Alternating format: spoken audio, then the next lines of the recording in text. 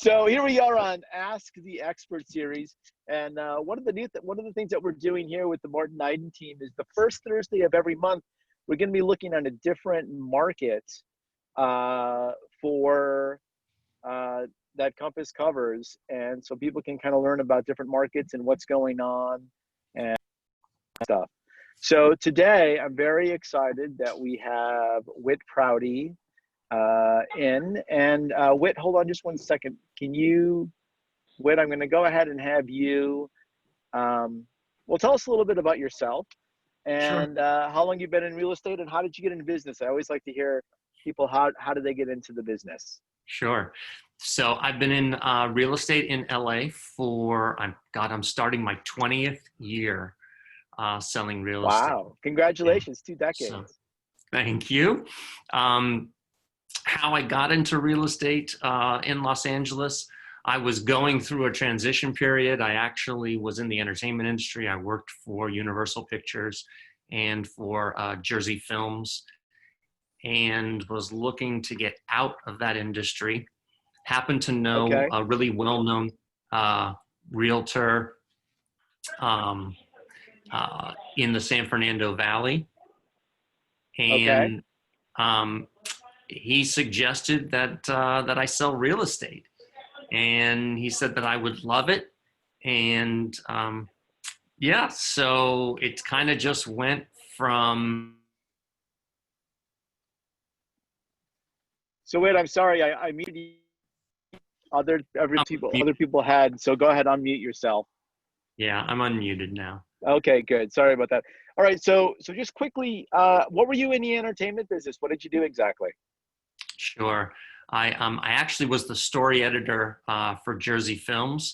So I read a lot of scripts, and what I did was I helped the producers find content to pitch to movie studios and come up with what was going to be the next movie. Okay, I got you. And how did you transition into real estate? How did that trigger for you, or what happened? Yeah, I also on the side always had an interest in fitness and Okay. so because of that interest in fitness, I did some personal training on the side as well too. And I ended up taking that sphere of people, the people that I trained with, and also my entertainment people, and they became my clients for real estate as I started that new endeavor. Okay, I got you. And so just a quick thing, what made you decide to want to sell real estate in LA? Like what made you take the step forward to do it? Always loved homes, loved people, and the combination of relationships, people, the excitement of a beautiful home, all of that kind of stuff. Oh, that's great. That's great. For everybody just joining in quickly again, this is Whit Prouty here of Compass LA. And in the spirit of full disclosure, he's also a member of the Martin Eiden team. But I'm just, there is no but. I'm just super excited to talk to Whit. So tell us a little bit about LA. Now, a lot of us that were, quote unquote, New York based, we started to see a slowdown in 2018. 2019 was the worst year for real estate in New York City in over a decade. We saw a little bit of a rebound in 2020, pre-COVID-19, and who knows what's going to happen when we come back. I'm predicting another slight downturn. But tell us a little bit tell us about LA and how the run has been, since the Great Recession. Very different marketplace than New York. 2019 was a good year for LA real estate. We had an average price increase of 9% over 2018. Incredible. Yeah, our sales volume declined just a tiny bit, but not that much. Our sales volume declined by about 3%, so we didn't sell quite as many homes. But our pricing, though, has been phenomenal. We've had, from 2009 to 2019, big picture, we've had a great run. And that, What was the appreciation? Has it been like about 100%, would you say, or more? okay. Or I know it's always neighborhood dependent. So let me give you let's talk about that big picture in Los Angeles and give you the neighborhoods that actually fared the best, which is really, I think is really interesting part of LA's market. So there are two very different types of neighborhoods that fared best from 2009 to 2019. The neighborhoods just north of downtown, Silver Lake, Echo Park, Highland Park, Eagle Rock, Atwater Village. Those neighborhoods did extremely well. Those neighborhoods in that 10-year period saw anywhere from 125 to almost 150% increase in value. So you would have more than, if you bought in 2009 in one of those neighborhoods, you would have more than doubled what your home was worth in that 10 years here. Give you a real specific thing. Let's talk about Atwater Village. Atwater Village, Okay. typical home in Atwater Village would be a smaller home, 2 bedrooms, 1 bath, 2 bedrooms, 2, maybe a 3-2. What was that? Somewhere What's like a between, square footage of that? sure, 1,000 square feet to maybe 1,800, definitely under a 2,000 square foot home. Okay. Modest home. Okay. Also, a modest size lot, probably a 5,000 to 6,000 square foot lot, which for those of you that do acres, I think that's around a 1/7 or an 1/8 of an acre, somewhere in there. So pretty small. Okay. Does that come with a garage too, or a driveway? Usually you would have a driveway and a detached garage, usually either a single or a double. And usually a lot of those homes had driveways along the side of them with a detached garage in the back. So that kind of gives you So these neighborhoods, starter homes, a double, and one of the chats, by the way, everybody, feel free to chat in or on the chat to everyone, chat in your questions. So quickly, why do you think these neighborhoods had, 120 to 150% appreciation over a decade? Well, yeah, let's go to, so like, just to give you an idea back to numbers wise, and then I'll go to that. So those homes started off $400,000, around there for the average sale price in 2009 for a house there. Last year, average home price there, just under 1.1 million, which big difference, right? That's incredible. So what changes that? Well, what changes that are the proximity to downtown, just obviously proximity to getting around Los Angeles as well too, particularly as downtown caught fire and we really have started building up downtown Los Angeles. Those neighborhoods through transportation, through mass transportation, the subway, all of that kind of stuff actually were impacted in a positive way in these last 10 years. And those were the neighborhoods that were found to have a lot of potential for growth. Obviously, in our marketplace, at that point in time, $400,000 was not cheap, but certainly value oriented. And certainly there was room for growth there. The other interesting, the flip side, is that the other neighborhoods that did really well and experienced that type of growth were, and I'll date myself here, like the blue chip or the luxury market, right? Okay. So and what neighborhoods are those? Go ahead. 3 Bs, Beverly Hills, Bel Air, Brentwood, saw crazy growth as well. So you had homes that in 2009 that were selling under 2.5 million, under 3.5 million. And then last year, that same average price point was up above $8 million. Incredible. That's Now, a lot of money. That's a lot of money. Now, in the spirit of full disclosure, I'm sure there's been, physical improvements made to these properties and renovations over time and that type of thing. So it's interesting, and I'll go back to you in a minute, where it's similar for everybody here that's kind of a little bit New York based. Even with the correction of last year, the Brooklyn corridor of Fort Greene, Clinton Hill, and Bed-Stuy saw the similar appreciations to what you were talking about. Anywhere, well, probably about 100 to about 150. We have a townhouse now that they're almost getting 200% return on when they bought in Bed-Stuy. And then interestingly enough, quote unquote, the blue chip, everybody, it's location, location, location, right? So that's Absolutely. also very, very interesting. So how was the beginning? I want to get eventually to, hot neighborhoods if people feel like they've missed out on these, or is there still room on that? We'll come back to that.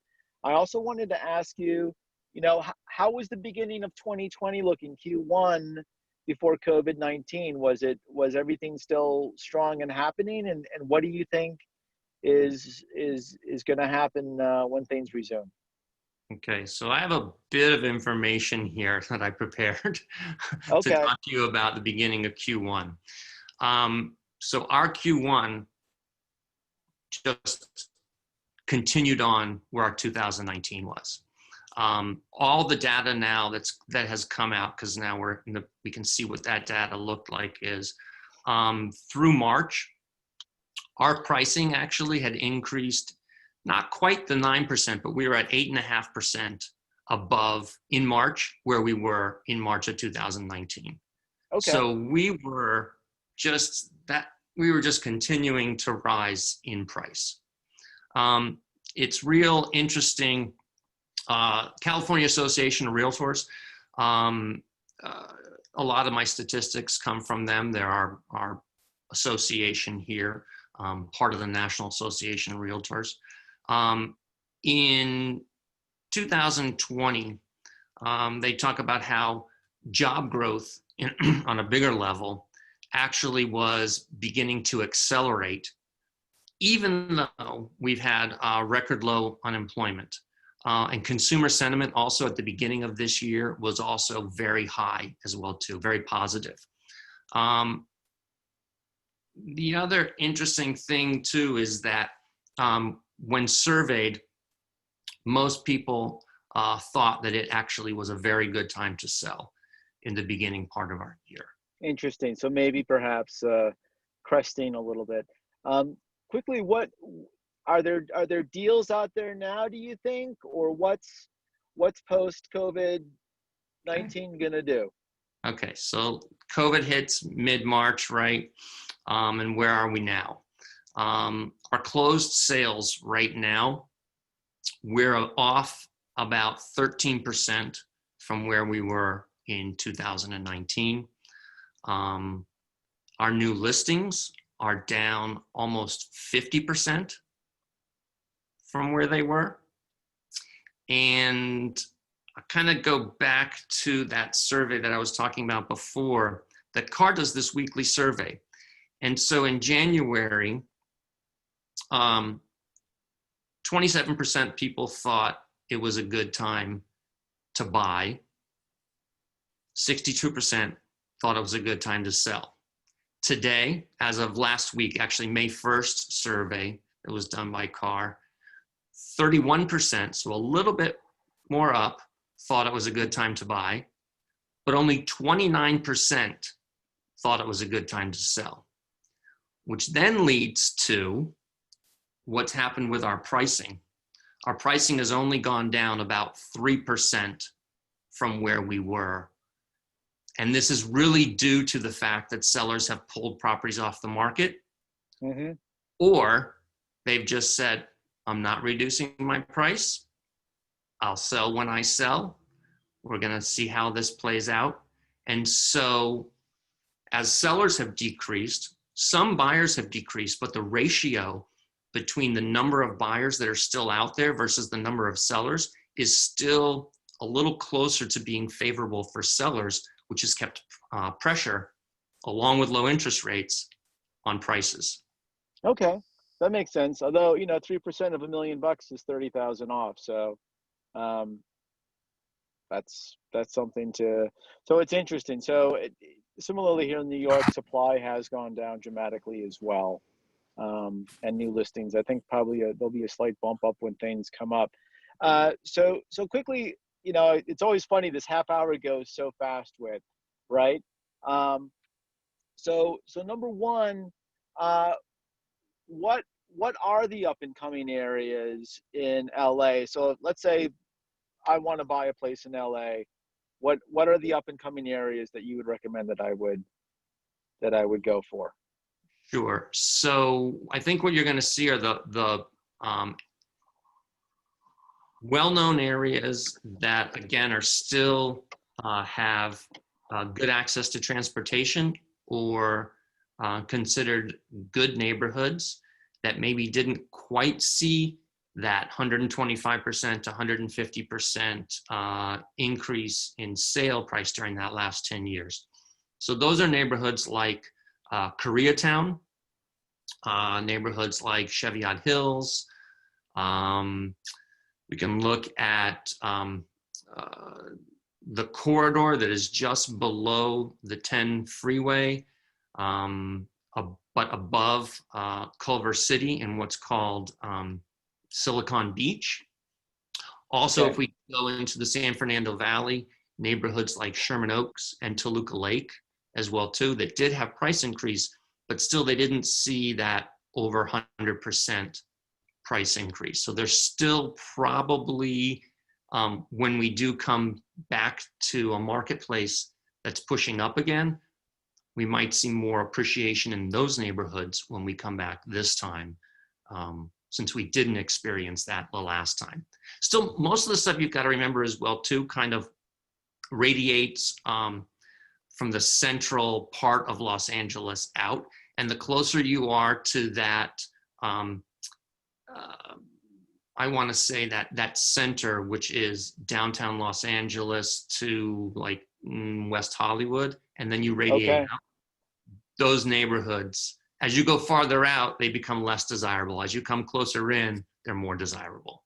Okay. And quickly, what about downtown LA with all these loft renovations going on and everything else? Downtown continues to be a really vibrant neighborhood. Still lots of building going on down there. And the truth of the matter is, the more that they add infrastructure such as grocery stores and places of convenience for people, still the more you're going to see people want to live downtown. So I would say it's mirroring everything else that is going on. It's probably right in the middle of that. If we looked at the graph on the properties that like Uh-huh. hot spots, and then the properties that didn't do so well, or the neighborhoods that didn't do so well in Los Angeles, it's probably in the middle. Okay. That makes sense. So I'm going to quickly, I want to go over what you get with different price points, but just some quick differences, right? So here in Manhattan and Brooklyn, you're expected to put 20% down on a property. My understanding is, out in LA, you can put a lot less down. Is that correct, or how does that work with Yes, price points? absolutely. Well, pre-COVID, we were definitely seeing where you could actually put just 5% down. We were Incredible. seeing those loans again. After having many years of basically 20% down. Okay. The difference, what I would say, lending, one of the things that's really changed in our marketplace as well too is recession in 2008, lending was essentially crazy.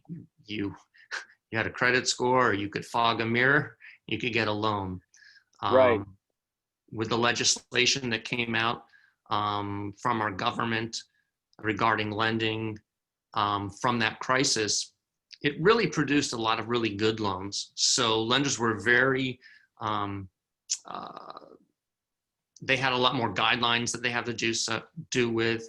So therefore, we had really good buyers in that 10-year period as well too.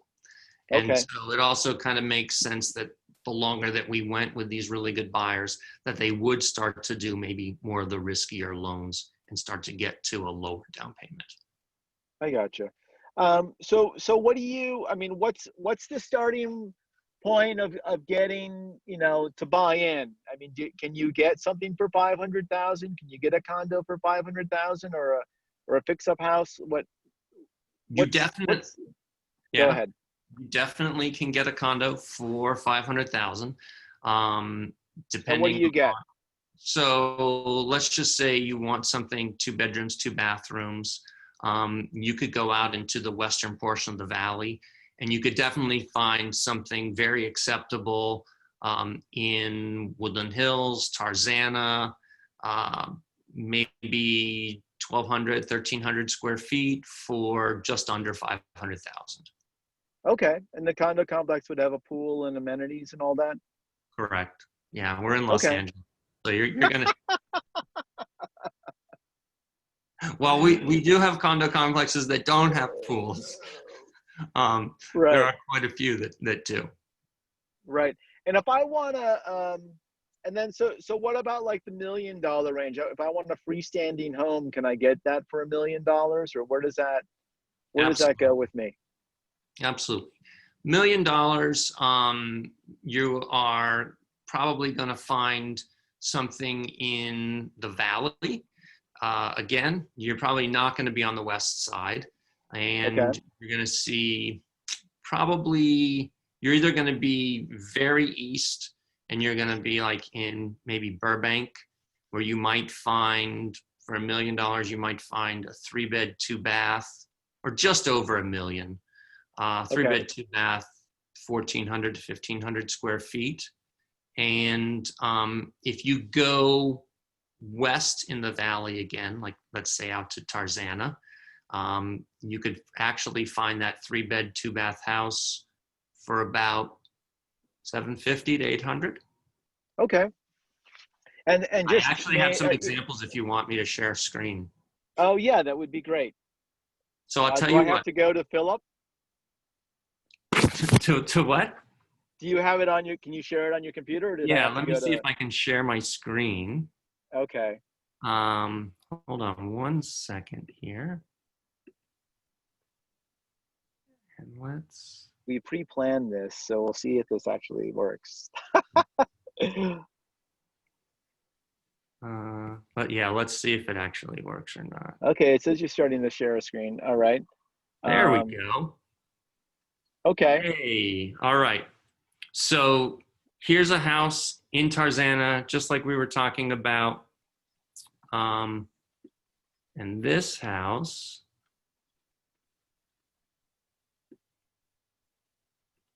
3 beds, 2 baths, 1,300 square feet, and it sold for 770,000. Okay. Got it. All right. And And then let's say, go ahead. I'm go sorry, ahead. Whit. No, go. All right. I wanted to jump to the next price point because we just have a few minutes left. Um, this half hour always goes so fast. So what's kind of the next price point that I was going to say something like 3 million or 5, or is like, do you get quote unquote a good size house for 2.5? What's kind of is there a price point where you get much more if you cross it? Yeah, I would say if you cross the 1.5 million number,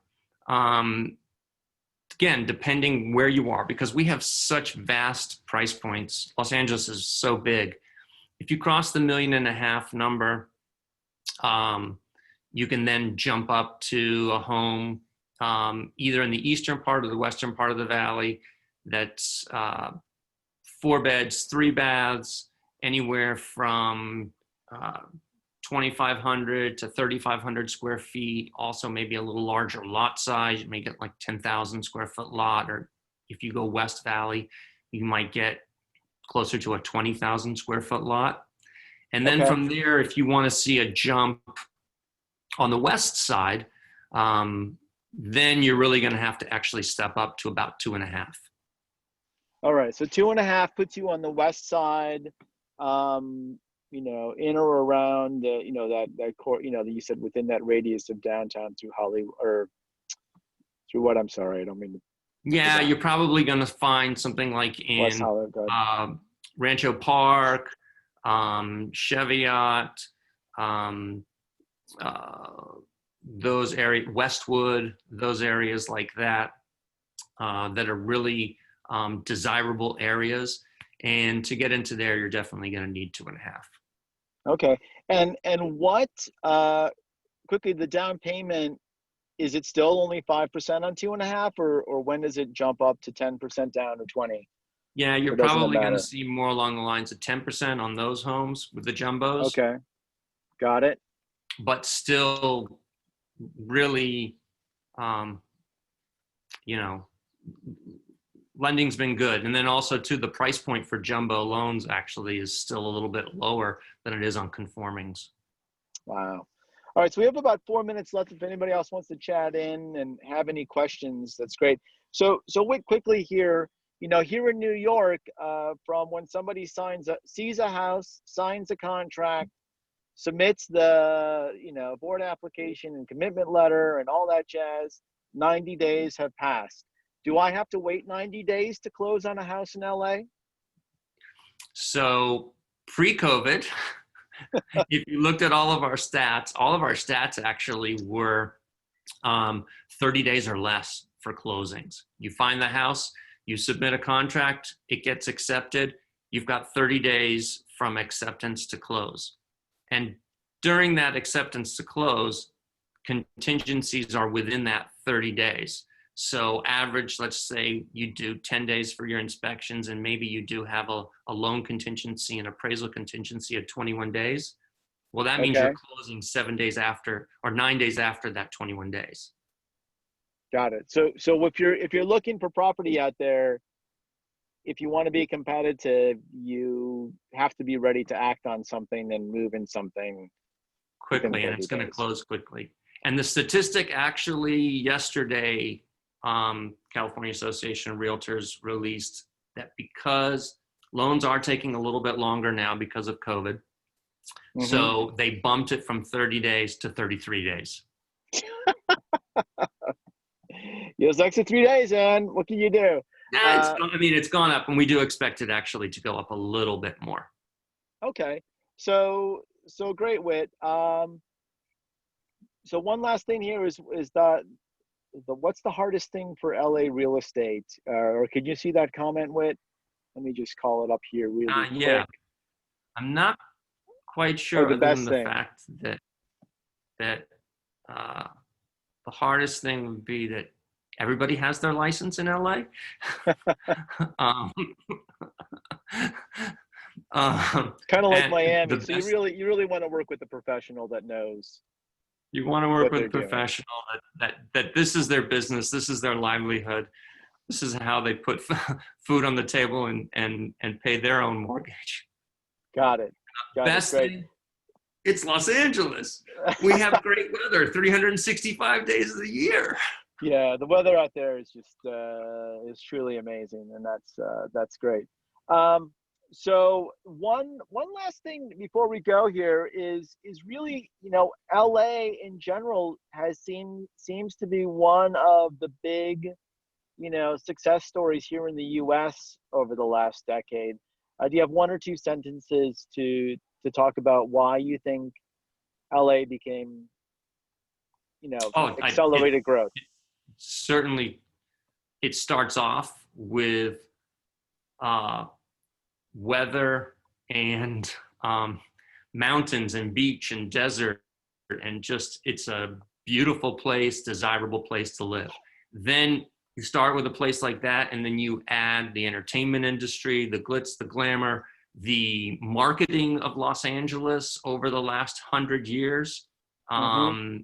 To then throw in the fact that then you have tech bleeding down from San Francisco now down to Los Angeles. I mean, Los Angeles has so much industry. Our economy has been so strong.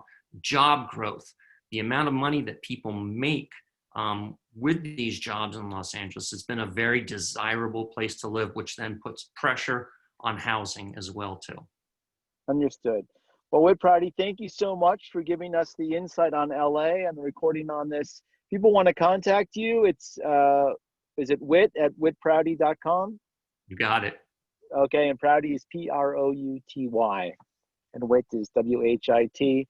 We'll have it on the recording here as well. But thank you so much, Whit Prouty, part of the Martin Eiden team out in LA with Compass. Thanks again. I really appreciate it, Whit. Thank you, Martin.